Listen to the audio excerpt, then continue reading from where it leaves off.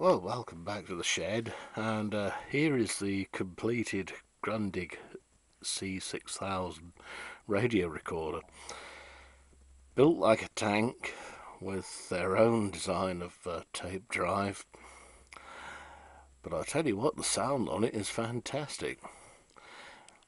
The speaker lurks down here and is an elliptical affair, but it's quite a big old thing, and I have to say I was quite impressed.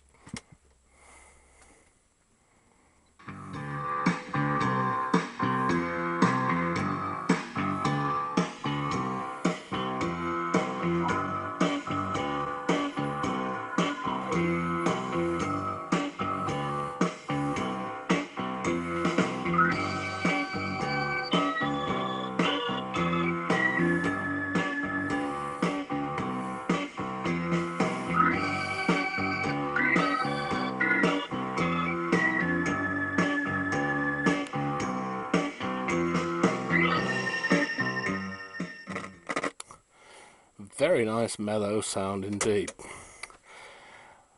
But now to something smaller. Whatever can that be? It's tiny. Well, there it is.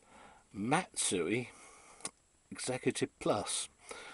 And it's a Walkman with an AM/FM radio attached, but very unusually a record button. Now I know what you're thinking, the bloody thing will be DC bias, but no, I don't think so, because there's a beat switch on top, and you only get them on equipment with the AC bias recording. The little aerial is telescopic and is intact. Everything's a bit stiff. I would say that this thing has never been used. Probably, perhaps taken on holiday once, used as a Walkman and then forgotten almost. It seems to come from the same family as a very similar Seisho offering, and the Seisho offering actually came with tiny little speakers that clipped on, so it really was like a mini ghetto blaster, a boombox, and an extension cable meant that you could separate them from the unit, although obviously the sound wasn't very good. The Seisho one didn't have a 3-band graphic equalizer that this one has either. And when you look inside the tape compartment, you'll notice that it's pretty well immaculate. It looks like new. There is something amiss here. It makes a bit of a graunching sound when you try and play back a tape, although it does take up the tape.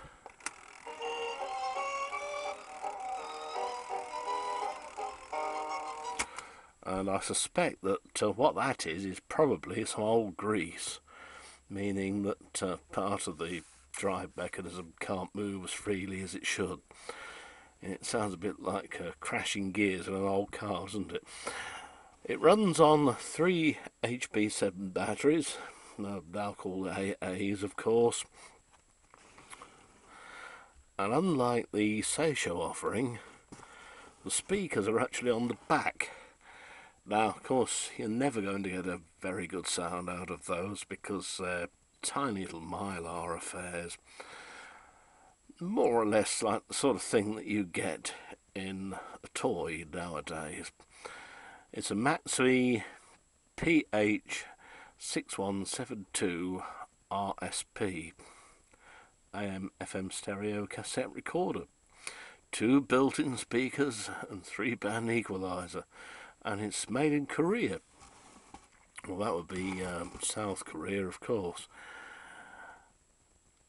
And you can see there you've got FM stereo, FM for weaker stations, AM, tape and radio changeover switch there, the beat switch, so that if you did start getting whistlings when recording on an AM station, flip it to the other position and it should get rid of the whistling.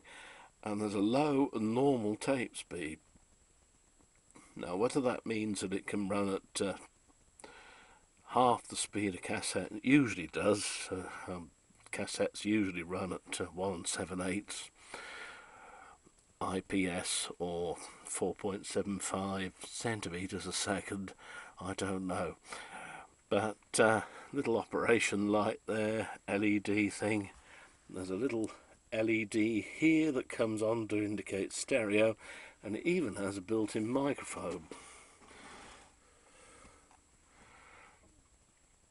And there on the side of it, volume control, headphones, and a DC in 4.5 volts.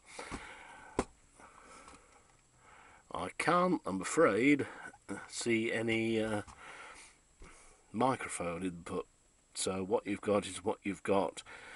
And if you did try and record on this through the built-in mic, you'd probably get quite a lot of motor noise from it.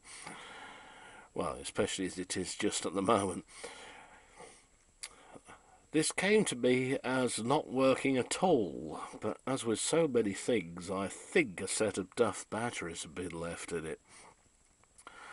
Once those had been sorted out, well, the contact's been cleaned, it does seem to work.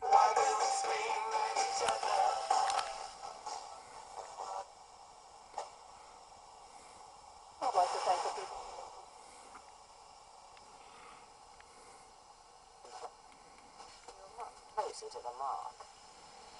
Welcome home, Minister.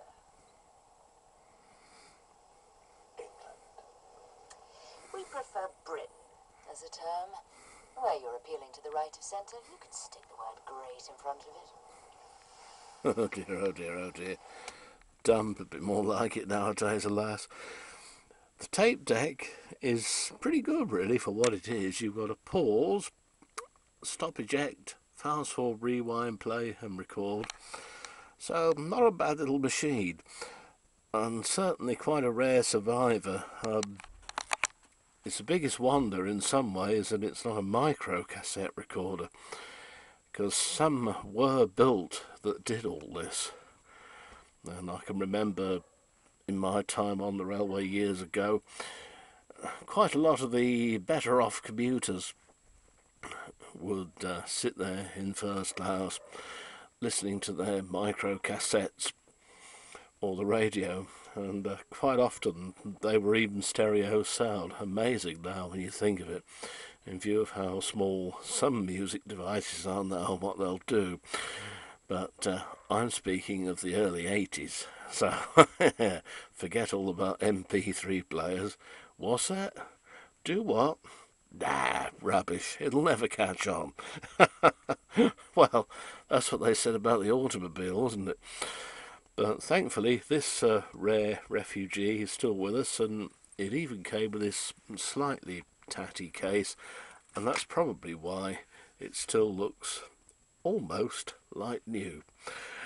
Anyway, I hope you enjoyed this funny little mini thing, and we'll see you soon.